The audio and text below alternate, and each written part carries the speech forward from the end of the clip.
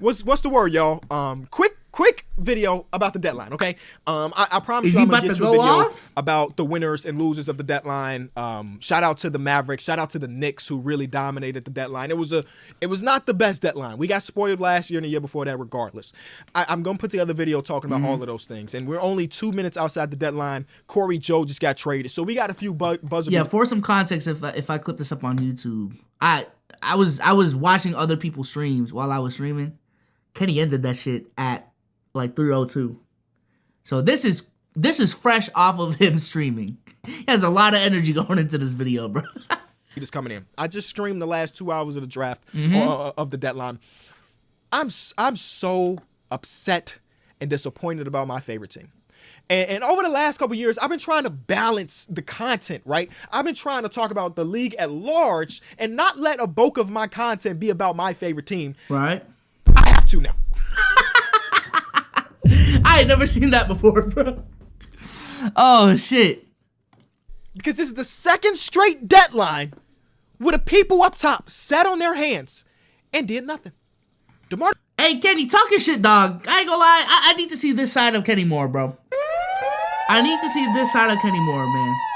And this is why I was talking about the NBA community being toxic and things of that nature. Not to make it like a big rant, but at the end of the day, we are all fans of the game. At the end of the day, we have favorites. We have preferences.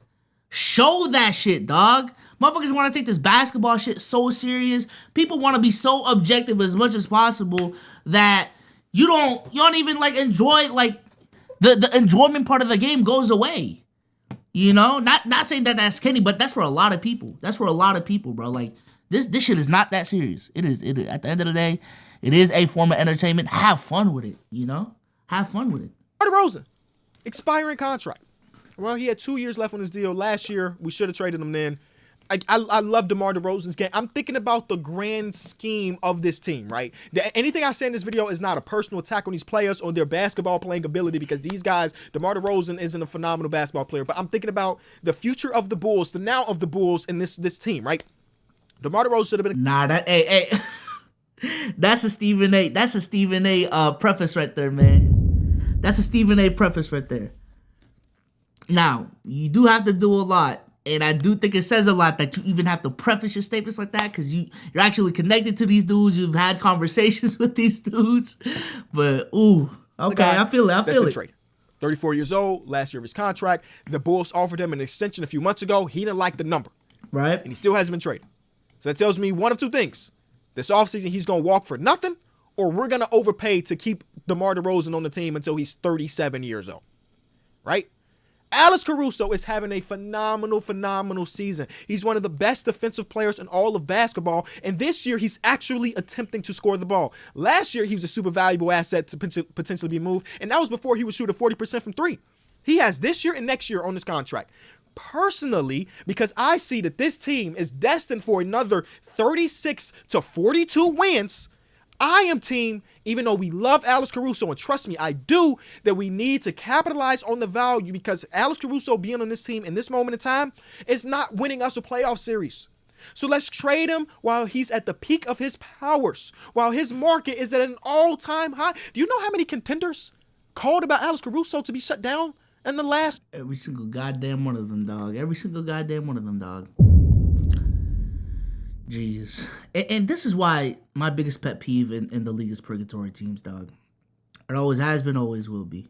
Because in every single one of these situations, there are actually quality NBA role players. Not even role players.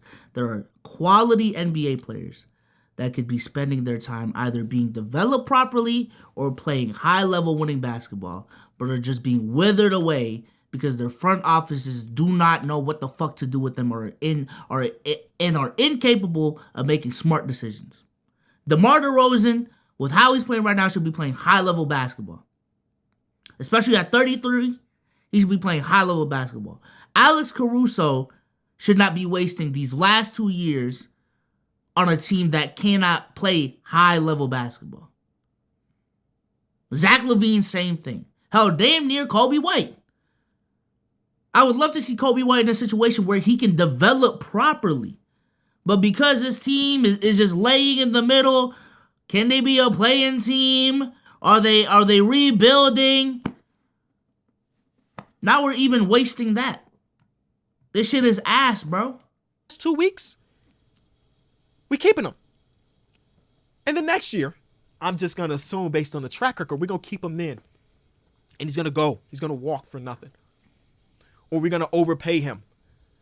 I'm just, when this new front office came in, Garpax was gone. Boom. I hated having Garpax as my general manager / basketball operations guy. They did a bunch of stuff that I hated. I dropped a whole diss track on this YouTube channel, I think, because I wanted them gone. And they left. And I'm like, yes, we finally gonna have a savior of Chicago. It's Mark Eversley. It's Artunis Karnisovas. They're gonna come in. They're gonna right the ship. Boom. Immediately they trade for Nikola Vucevic. They trade Wendell Carter, the pick that became Franz Wagner, and so on and so forth. I didn't know that. I didn't know that became Franz. Ooh. Okay. The moment of time, enjoyed that trade because it was something that was Vucevic was coming off an all-star year. I was just you know what Chicago was trying to do too, and I think I'll throw Chicago bail in this front because I threw Atlanta bail in a similar fashion. I think what they were trying to do was build some sort of New York Knicks, what the New York Knicks are right now, right?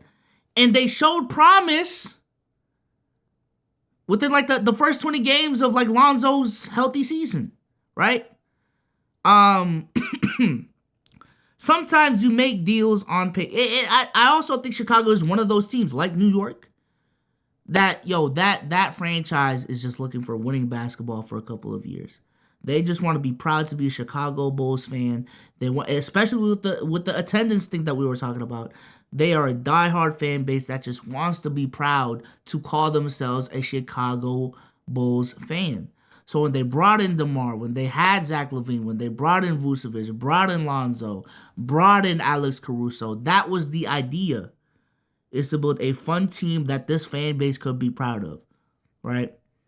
But when Zach LaVine gets injured, when Lonzo gets injured, all of these things happen.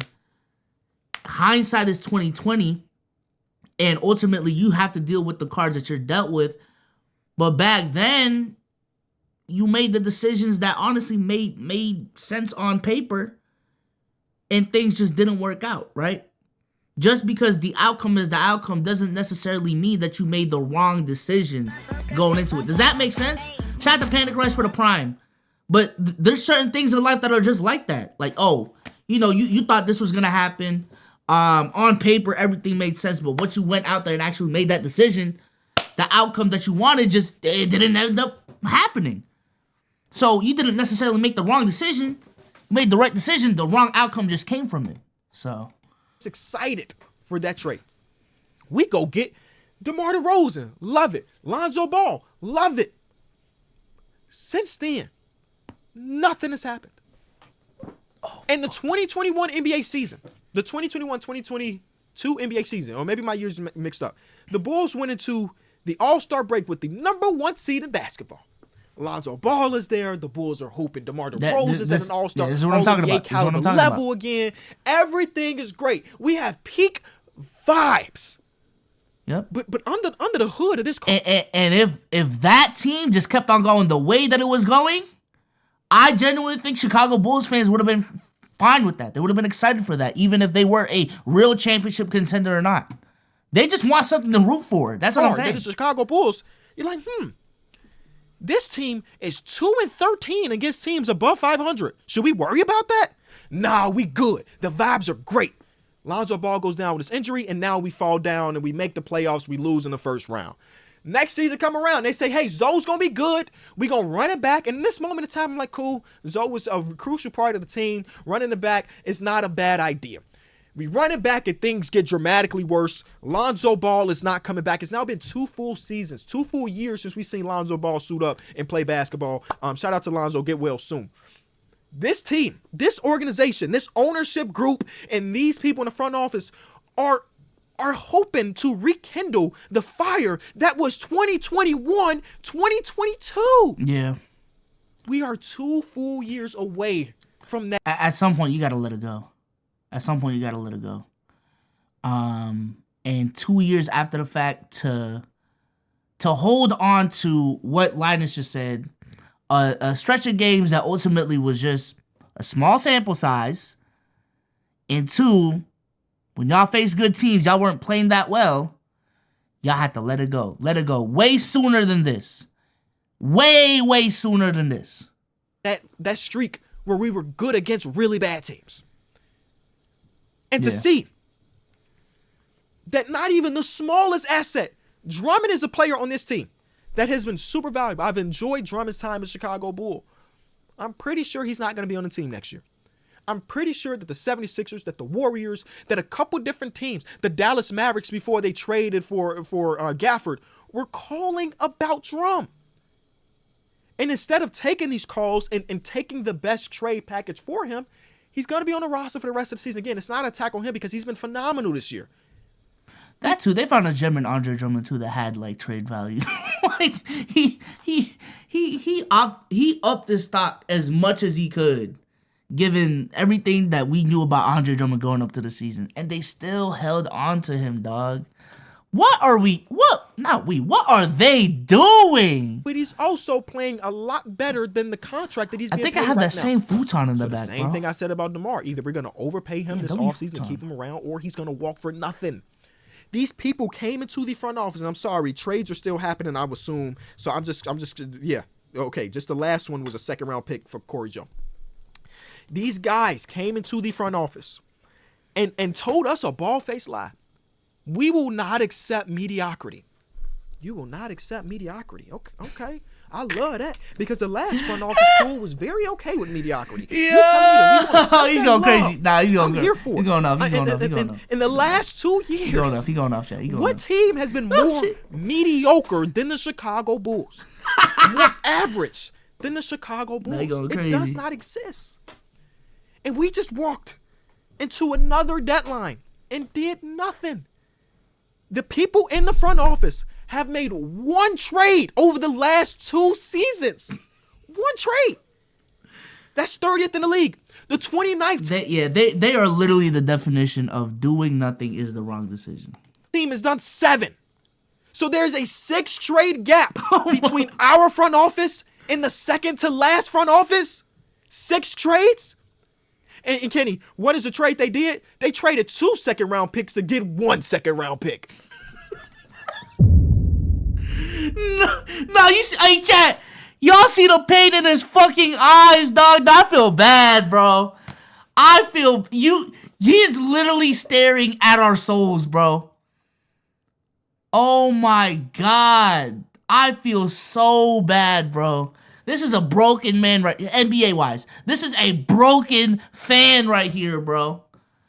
This is a broken fan right here. And shout out to Julian Phillips. I've been enjoying him play. But that is the deal that we've done. Like, my job is to try to cover this sport in an entertaining manner and as objective as possible. Right. This team is making me not want to do that. You don't have to, Kenny. You don't have to, bro. You don't have to. I ain't gonna lie. A lot of times you don't have to be objective, man. And I think that was your whole purpose with Enjoy Basketball too, is to bring that fun element back into basketball conversations. I think the whole purpose of that movement is, again, to get away from the toxicity of the NBA community. Sometimes the less toxic thing you can do is to just have fun talking about basketball and embrace your biases. When you try to be as objective as possible, obviously it's trying to have objective conversations. I'm not taking away from objective conversations. But sometimes, like, the best thing you can do as a fan and to be as real as possible is to be subjective. Show your feelings, man. Like, at the end of the day, too, a lot of the things that we talk about is just opinions at the end of the day. You know? So, just wait until the Celtics fail to win and Tatum signs for the Lakers. You're going to be just like him. And I will be. Silva, I don't know what you want me to do.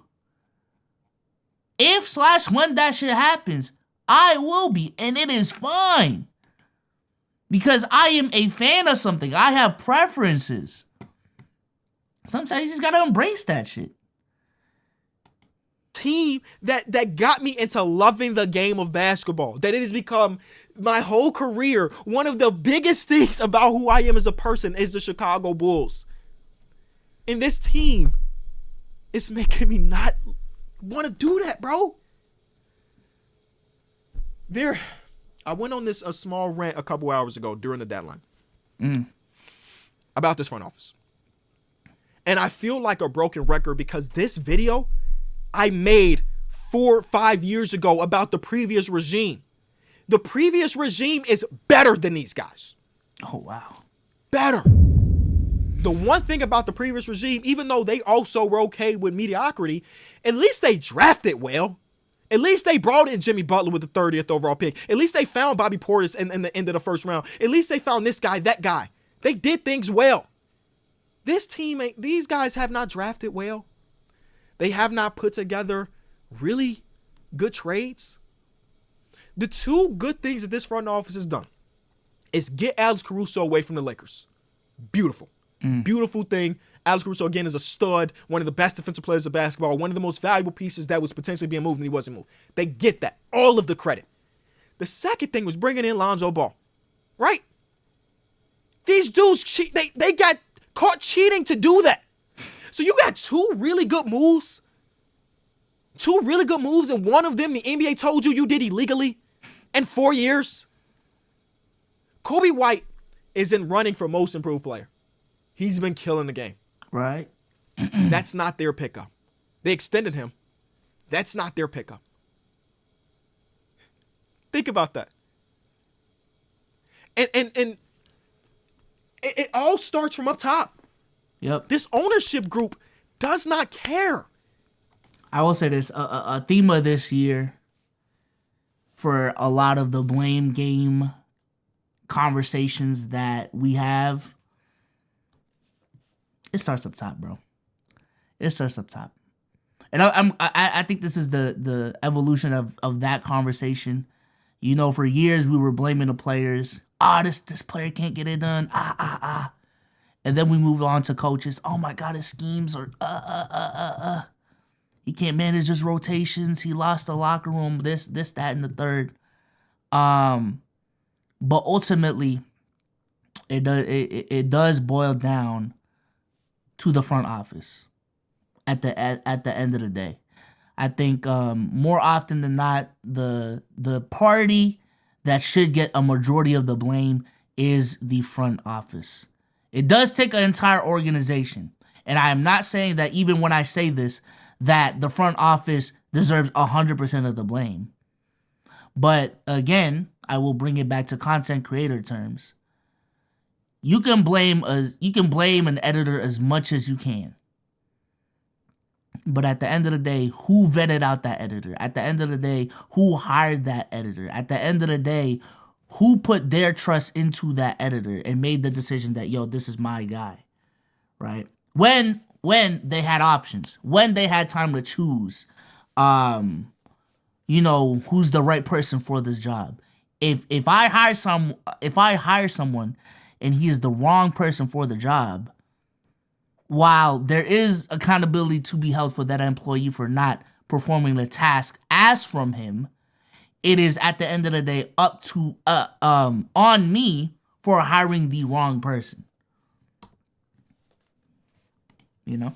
And people keep tweeting at me, Kenny, the Bulls are top 3 in attendance. Well, y'all need to boycott and maybe that'll do something. Bro. Oh, you just in the spam chats. That doesn't matter.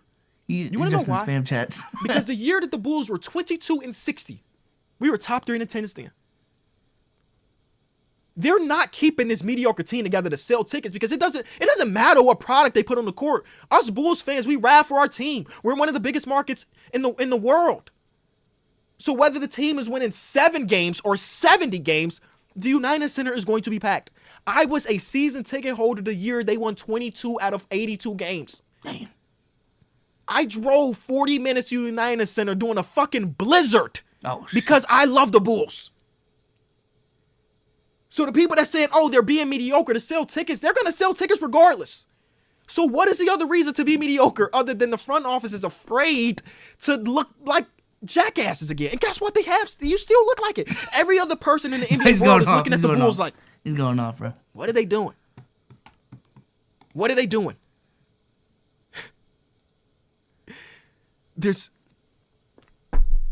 I don't understand it. Nah. The first game of the NBA season happened. And the team had a players-only meeting.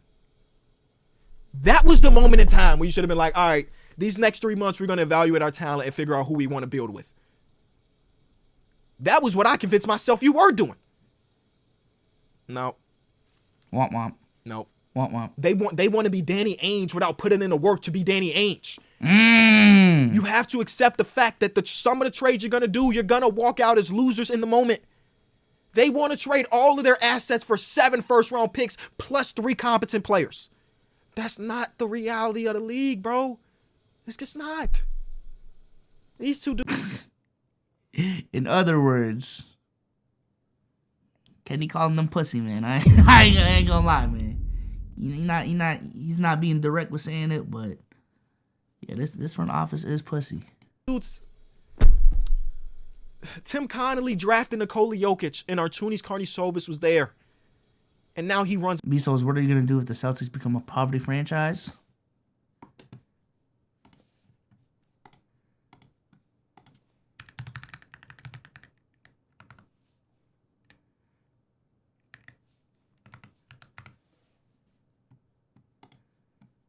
I know he's going to wild out and he's going to do something crazy. Everybody wants to know what I would do if I didn't win. I guess we'll never know. Type shit. That's what I'll do. That's what I'll do. It's my favorite team. I'm about to go upstairs, shower. I'm taking a trip to Milwaukee. I'm going to watch Bucks versus Timberwolves today, and I'm not even going to think about the Bulls for the rest of the night. But I had to get out this video. And there's a lot that I ain't even said. But I had to get out this video. Back to the normal schedule stuff starting tomorrow where we talk about the Knicks, we talk about the Mavericks, and we talk about some of the real people that made real moves. I appreciate you for watching. Damn, man. Listen, Kenny. Maybe, there's protections that you want to protect.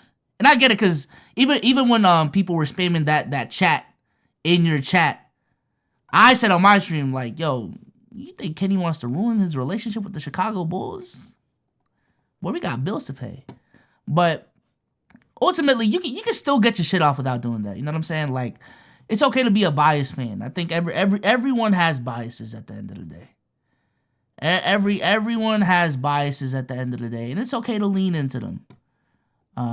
It is that is a part of enjoying basketball, is to root for something, is to let your emotions get the best of you. So, shout out to Big Kenny, man.